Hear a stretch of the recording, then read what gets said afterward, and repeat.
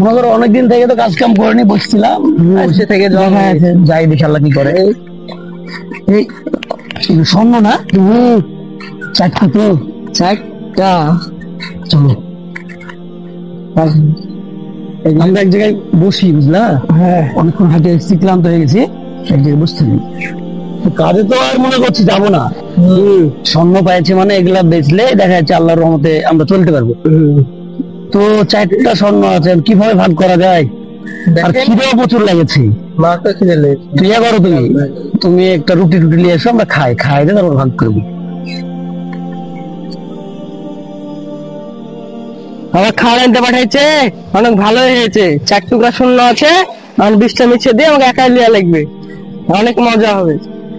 কি ব্যাপার, এত লেট করছে? পানিও হয়ে গেল, আমরা ভিজে বসে থাকবে। ও আসছে না, আসুক। শুনো, ও আসলে তো মনে করো মায়ের ফেলবো, মায়ের ফেলে তুমি দুটো আমি দুটো, ভাগ ভাগের করা লাগছে না। মনে করো দুজনা দুটো চলে যাবো, চারটে দিলে দুজনা দুটো চলে যাবো। ঠিক আছে, আসুন। তাহলে রুটি তো পেলাম না, মুড়ি পেলাম, দুজনে মিলে খা। কি ব্যাপার, এত দেরি কেন তোমার? দেরি বৃষ্টির কারণে।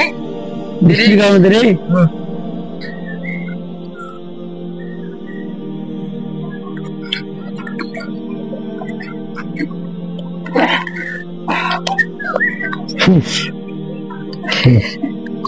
জান কি বড় গো, বুঝছি না সহজে। খিদে লেগেছে, খাইলি